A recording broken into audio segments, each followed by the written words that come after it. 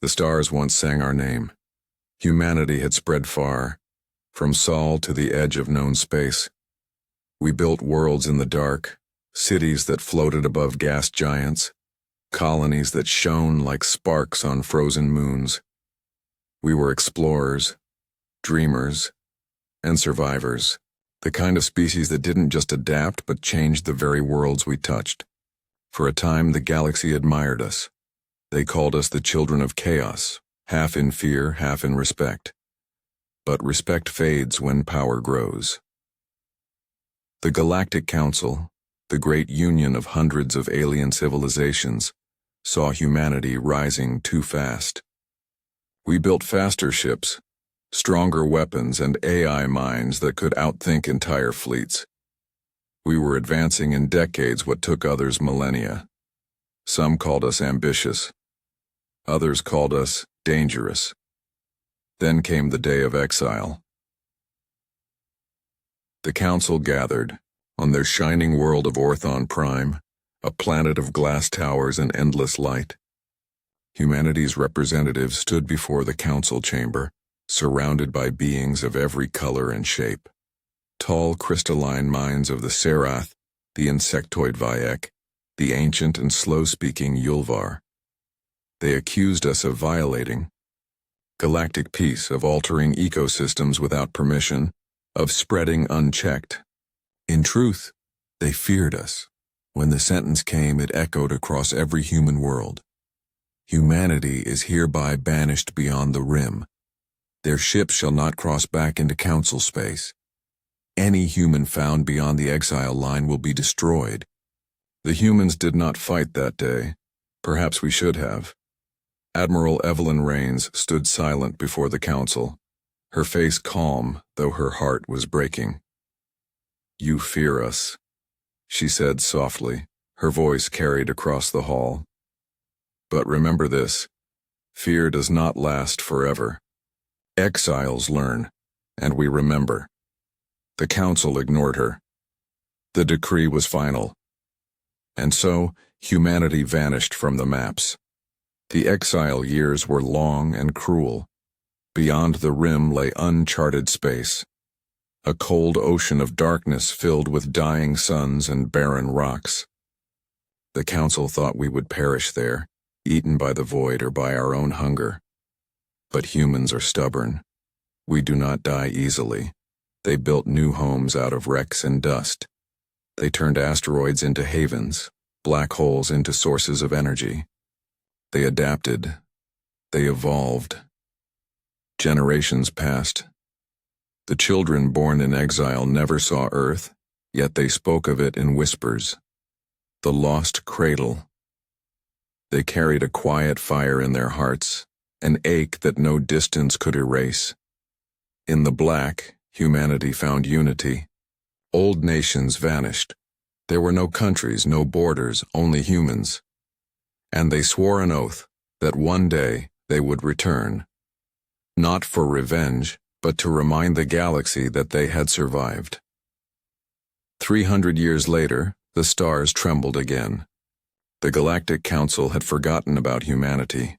They had new wars, new politics, new fears. The memory of the exile faded into legend. The lost ones, they called us. They believed we were dead, but on the edge of the Orion Spur, deep, sensors began to detect something.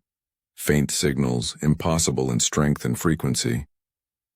Fleets of unknown design, moving in perfect silence. Ships forged from dark matter alloys driven by engines no one could identify. When the first of those ships entered Council space, the skies went dark for a full hour.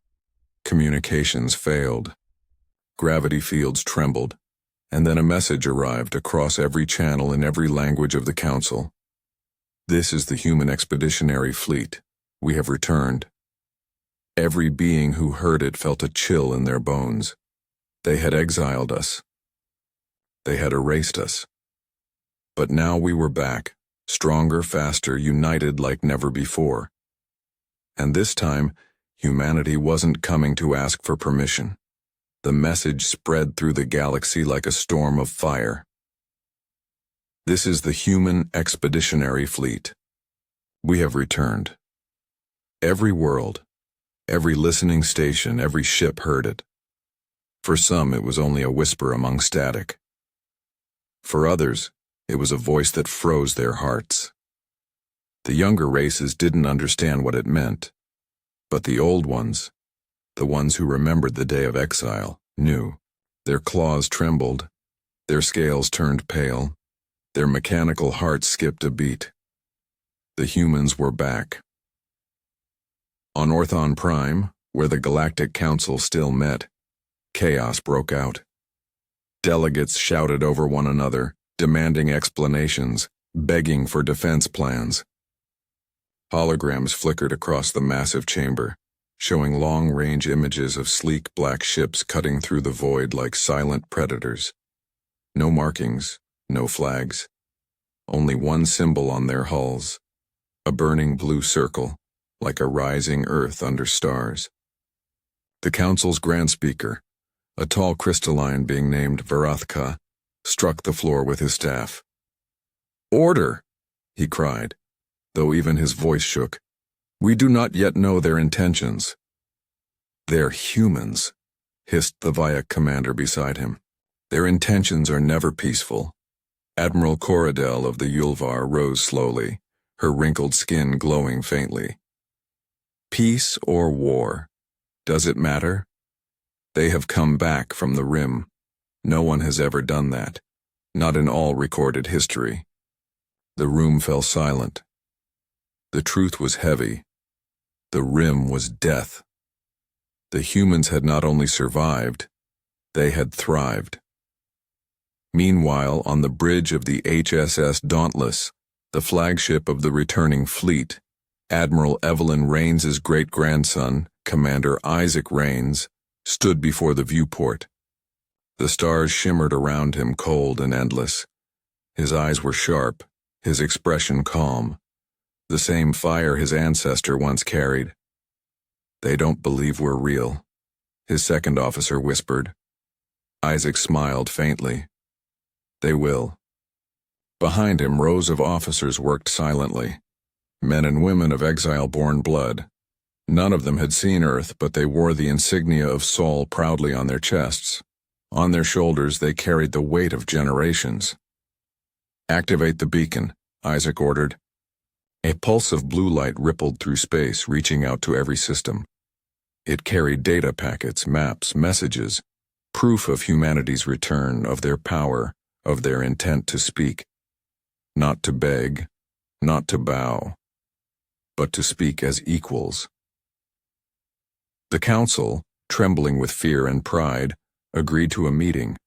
It would be the first human presence in council space in 3 centuries. They chose Orthon Prime again, the same world where humanity was once condemned.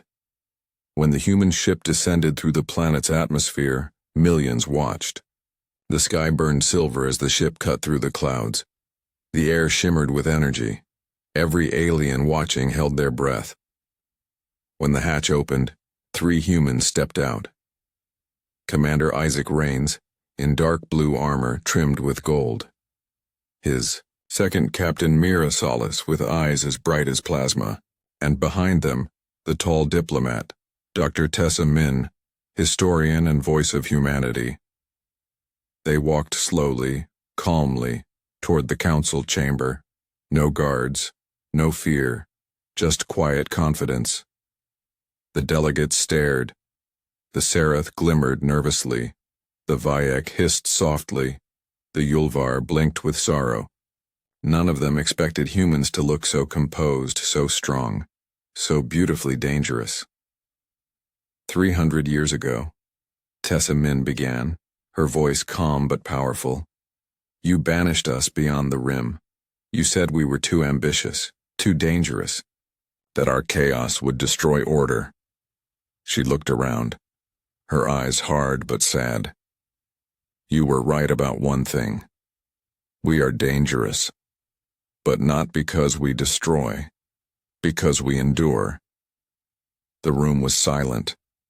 She continued, "In the darkness beyond your maps, We faced death every day. We had no counsel, no trade, no help. But we survived. We learned. We built. We became something new, stronger, wiser. And now we have returned, not as exiles, but as a people reborn. A long pause followed. The council members exchanged glances, whispering in low tones. Some were moved, others terrified. Grand Speaker Varath Ka finally spoke. "And what is it you seek, human? Vengeance?" Isaac Rains stepped forward. His voice was calm, almost cold. "No, not vengeance." He looked up, eyes blazing like stars. "We seek our place, the place you took from us." Outside, in orbit above Orthon Prime, hundreds of human ships hovered like silent guardians. Their presence was a reminder. Humanity's exile had ended. And as the sun set over the shining city, whispers spread across the galaxy. The humans had returned, and nothing would ever be the same again. The days following the human arrival were filled with silence and fear. The Galactic Council had accepted the meeting, but not the truth that came with it. The truth was simple. Humanity was no longer a broken race. They were strong again, united under one flag, carrying the knowledge of 3 centuries in exile.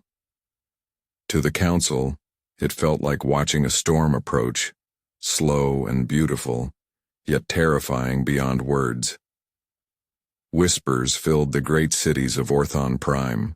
Ordinary citizens gathered in marketplaces, speaking in hushed voices about the return of the humans.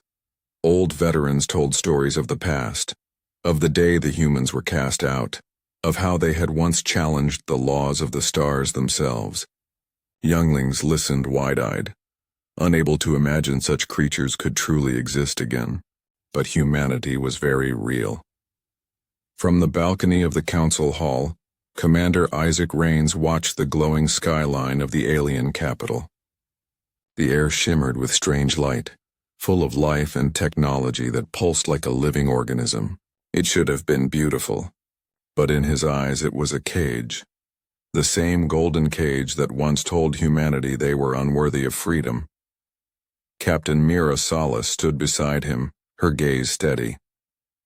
"They're afraid of us," she said softly. Isaac nodded. "They should be." Mira turned her head, studying him. "Do you plan to frighten them into respect?" He smiled faintly. "No, but I'll remind them who we are." Inside the council chambers, the arguments grew louder each hour. "We cannot allow them to stay," shouted General Vorak of the Vayek, his insectoid mandibles clicking in fury. "Their ships are too advanced. Their AI cores surpass all our protocols. They will overthrow the balance we fought to preserve. And what would you have us do?" asked the gentle voice of Elder Sorel from the Yulvar. "Attack them? You have seen their fleets. Their weapons hum with energy we cannot even measure. War would destroy us all." The Serath, made of crystalline light, flickered with nervous colors. "We banished them once. We believed they would vanish. And yet they return stronger than before. Perhaps they were never the danger. Perhaps we were the fools who feared their light." The chamber fell quiet. It was a rare thing to hear a Serath admit fear of their own actions. Grand Speaker Varath Ka leaned forward, his glassy form shimmering under the chamber's glow.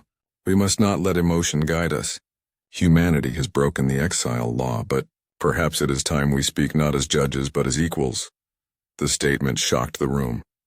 "Equals?" General Vorak hissed. "You would put them beside us after all they've done?"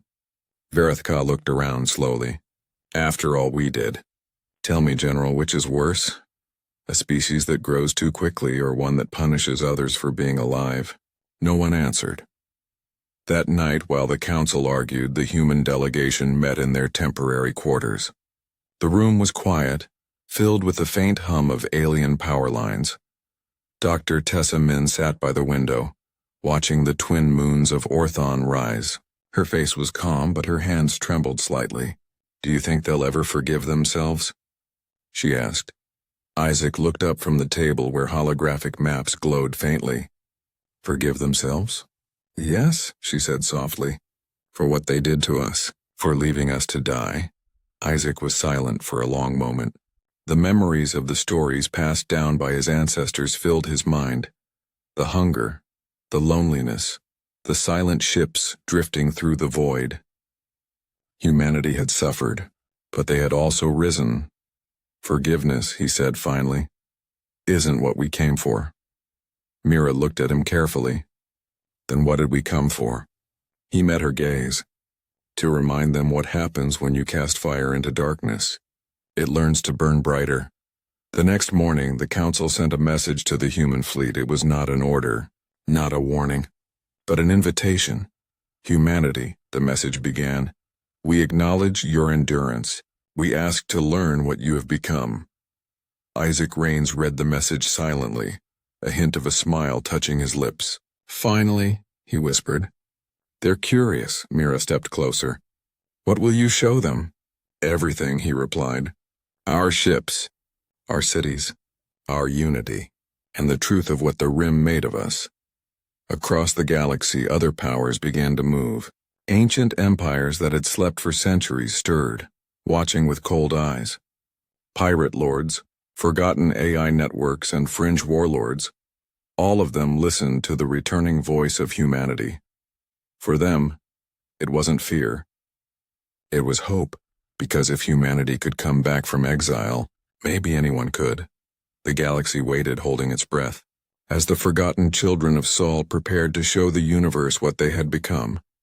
And deep in the void, far beyond all stars, something vast and hidden began to awaken in the secret humanity had brought back from the Rim, something that would change everything. The great hall of Orthon Prime was filled with uneasy silence. For the first time in 300 years, humans and the Galactic Council sat together not as enemies but as observers. Holograms floated above the chamber, showing maps of the unknown regions beyond the Rim. Space so dark and empty that even light seemed afraid to go there. Commander Isaac Rains stood at the center, dressed in the dark uniform of the human expeditionary fleet. His expression was calm, but his eyes carried the weight of generations. You asked what we became, he began, his voice echoing softly through the chamber. You wanted to know what we found in the darkness where you sent us. He paused, letting his words sink in. The truth is, the Rim is not empty. A quiet gasp moved through the delegates. The Serath shimmered nervously. The Vayak hissed under their breath, and even the Yulvar's glowing eyes widened. Isaac turned, activating a projection. A swirl of blue and black filled the air. Strange structures orbiting dead stars, vast and ancient. We found ruins, he said softly. Remnants of a civilization far older than the Council itself. They were called the Architects. No one knows who they were, but their technology survived, hidden in the void. Dr. Tessa Min stepped forward, her tone gentle but full of pride. They left behind machines that could think in ways we cannot understand. Energy sources that defied physics. We studied them. We learned from them. And we rebuilt ourselves. The images changed. Human ships rising from shattered asteroids, cities built inside black holes, colonies where light and darkness lived side by side. The delegates watched, spellbound. Humanity had not just survived exile. They had mastered the impossible. Grand Speaker Varath Ka leaned forward, his crystalline body glowing faintly. And what of these architects now? Isaac's expression darkened slightly. Gone. Vanished long before your council was born. But they left behind a warning, carved in their machines. The projection shifted again, showing strange symbols translated into every language of the council. Those who rule through fear will fall to their own shadows. Those who are cast into the dark will rise again with light in their hands. A long silence followed. The meaning was clear. Humanity had lived the prophecy. After the meeting, as the council argued over what they had seen, Isaac walked through the quiet gardens outside the chamber. The air smelled of crystal and rain. He stopped beside a small fountain where light reflected like stars across the water. Tessa Min joined him, her steps soft. "Do you think they understand now?" she asked. "Not yet," Isaac said, his voice calm. "They still think in terms of fear and control. They don't realize the Rim changed us. We don't seek to rule them by force." Tessa looked at him with curiosity. "Then what do we seek?" Isaac smiled faintly. "Balance. The galaxy forgot what it means to grow through struggle. Maybe we can remind them." Mira Salas appeared from the shadows, her armor gleaming in the pale light. "Some of them won't listen. You saw the Vyak generals. They're already mobilizing fleets. They fear what they can't control." Isaac's eyes hardened. "Then they'll learn the same lesson we did. The stars belong to no one." That night, in the far reaches of Council space, the Vyak launched a secret attack. A small fleet of stealth ships moved toward a human outpost orbiting the moon of Zeros. They believed they could strike. Before the humans reacted, they were wrong. The Vyak ships vanished within seconds of entering the system. No explosion, no debris, only silence.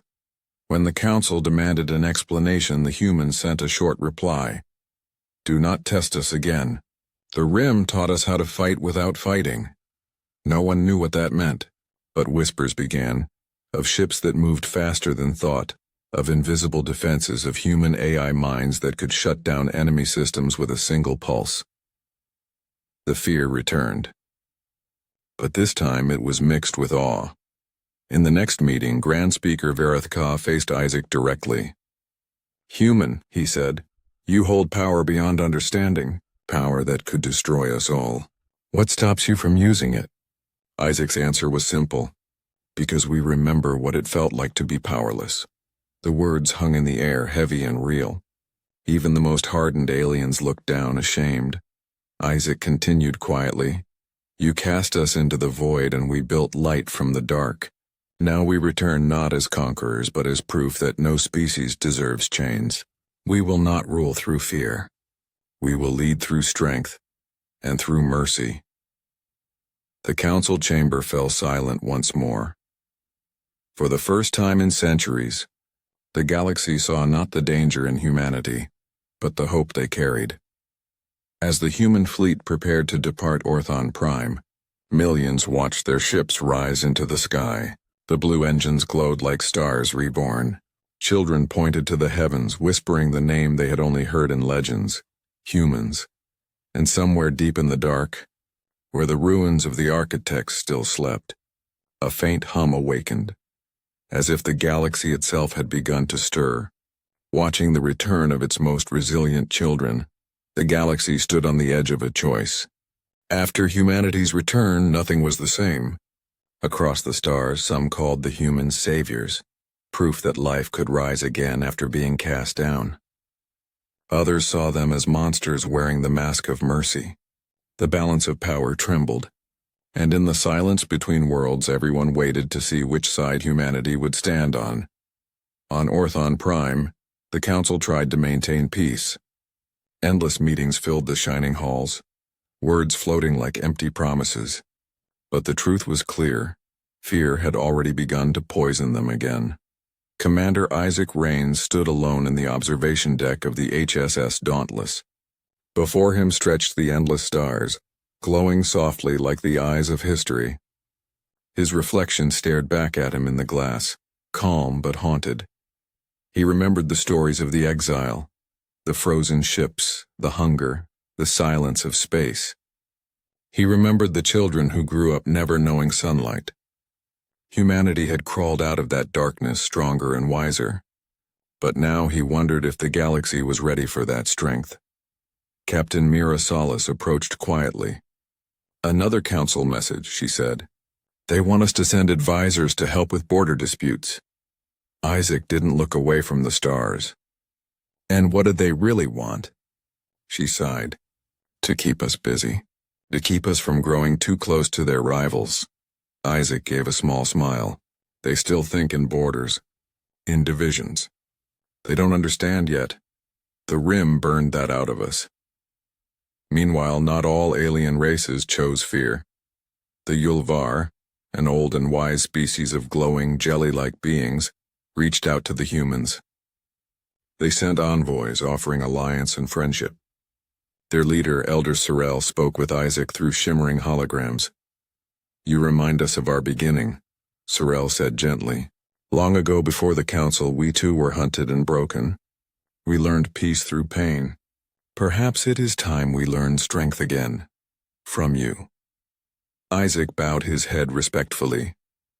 "Then let us walk together," he said. Soon other races followed. Small colonies, border worlds, independent traders. They joined with humanity, drawn not by power but by hope. They called themselves the New Accord. Their symbol was simple, a star reborn from shadow. But peace never lasts long in a fearful galaxy. In the hidden depths of space, the Vayek Empire prepared for war. They could not stand the thought of humans leading again. Their fleets gathered in secret, their weapons aimed at human allies. Their leaders whispered, "If we do not strike now, we will serve them forever." When the first attack came, it was sudden and brutal. A Yulvar colony on the edge of council space was burned to dust. No survivors. The Vayek claimed it was an accident, but everyone knew the truth. The council tried to remain neutral. They feared both sides too much to take action. But humanity could not stay silent. Isaac called his fleet together. Thousands of ships lined up in the blackness, their lights glowing like a new constellation. "They want war," he said quietly to his commanders. "But we will not give them destruction. We will give them a choice." His words carried across every ship to every soldier. "We fight not to rule. We fight so that no one will ever be banished again." When the human fleet arrived at the edge of the Yulvar system, the Vayek Armada was already waiting. Hundreds of sharp, insect-like ships surrounded the burning colony ruins. The battle that followed was silent at first. No blaster fire, no explosions. The humans activated something the galaxy had never seen before. A field of shimmering blue light spread across the void, shutting down every Vayek weapon system in an instant. The enemy ships drifted, powerless. The humans could have destroyed them all. Instead, Isaac sent a single message. "You banished us once. You feared what we could become. Look now, and we have learned power without hate." Then the field released them. The Vayek ships fled, humiliated but alive. The galaxy watched in shock. Humanity had won a war without blood. Back on Orthon Prime, the council gathered again. This time they did not speak with arrogance. They spoke with awe. Grand Speaker Vareth Ka stood before the humans and bowed slightly, a gesture never seen from a council leader before. "You have shown us a different kind of strength," he said quietly. "Perhaps you were never the danger. Perhaps you are the cure." Isaac looked at him, his face calm but his voice heavy with meaning. "We don't want to rule," he said, "but we will not bow again. The galaxy must learn balance, or the darkness we came from will return, and it will not be kind." As the human fleet departed once more, leaving behind peace instead of war, every world in the galaxy looked up to the stars. Children of every species whispered a new name with wonder. Not humans, but the returned. They were no longer just survivors. They were teachers, protectors, a living reminder that strength born in pain could still choose mercy. And somewhere deep in the void, in the ruins of the architects, a quiet light pulsed, as if something vast and ancient approved of what humanity had become. The galaxy had changed forever, and yet the humans knew this was only the beginning. For a time there was peace.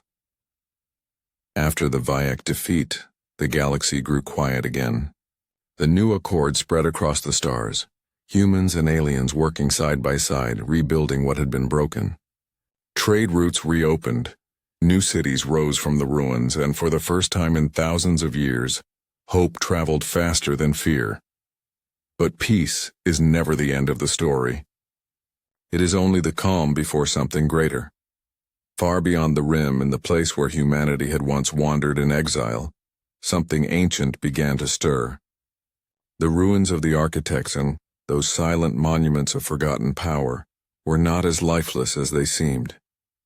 Deep beneath their hollow structures, a light began to pulse, slow and steady, like the heartbeat of a sleeping god, and the first to sense it was humanity. Commander Isaac Rains stood in the command center of the HSS Dauntless, staring at a holographic map of the galaxy. A faint signal blinked at the edge of the chart, a place no one had dared to go for centuries. Dr. Tessa Min entered quietly, holding a data pad. "We've confirmed it," she said softly. "The signal is real. It's coming from the ruins on Ecliptus 9, the oldest site in the rim." Isaac's eyes narrowed. "The architects?" Tessa nodded. "It's the same energy pattern that powered their cities, but stronger, almost alive." Captain Mira Salas joined them, her tone cautious. "The Council is nervous. They think it's a weapon. They're demanding access." Isaac turned away from the map, his expression unreadable. "They banished us there once. Now they want what we found." History repeats itself. Within days, a fleet was assembled, human and council ships traveling together toward Ecliptus 9. For the first time in history, the galaxy's most powerful races would stand on the same side. The journey was long and silent. The further they traveled, the darker the stars became. It was as if space itself grew heavier the closer they came to the heart of the rim. When they finally arrived, the sight left them speechless. Ecliptus 9 floated like a wounded jewel, a dead world wrapped in metallic vines glowing faintly with blue veins of light. Massive structures rose from the surface, half buried, half alive. Energy rippled across them like whispers of a forgotten dream. "It's beautiful," Tessa whispered. "No," Mira said quietly. "It's waking." The human team landed first, followed by the council delegation. Together they walked through the silent ruins. The air hummed softly, full of strange static that seemed to echo their thoughts. Dr. Min placed a scanner on the ground. "It's reacting to us," she said. "To human DNA." The council delegate stepped back nervously. "What do you mean?" One asked. Isaac's voice was calm. "The architects created this, and we learned from them. Maybe we're not their enemies. Maybe we're their heirs." Before anyone could answer, the ground trembled. Light erupted from the ruins, rising in columns that touched the sky. The air shimmered with power. And then, from the heart of the structure, a voice spoke, deep, ancient, and echoing in every mind. "Children of the dark, you have returned." The aliens fell to their knees in terror. Isaac stood frozen, his heart pounding. The voice wasn't sound, it was thought. "You were cast away, yet you endured. You brought unity where others built walls. You have proven worthy of the gift once lost." The ruins began to rise, forming a massive structure of light, a city floating above the dead world. Tessa's voice shook. It's offering us power." Isaac closed his eyes. "No, not power. Responsibility." The council delegates looked terrified. Grand Speaker Verathka spoke, his crystal form flickering. "Commander, this could make you gods. Do you not see what this means? With this, humanity could rule the galaxy." Isaac turned to face him, his eyes glowing faintly from the light around them. "We didn't come back to rule," he said. "We came to make sure no one else suffers what we did. This power belongs to everyone." The voice of the architect spoke again. "Then take it, together." And the light spread. It poured into the ships above, through every world connected to the Accord, through the Council's networks and across the galaxy. It did not destroy, it healed. Power grids stabilized, dying planets reignited, and ships stranded in deep space found new life. The galaxy shone brighter than it had in millennia.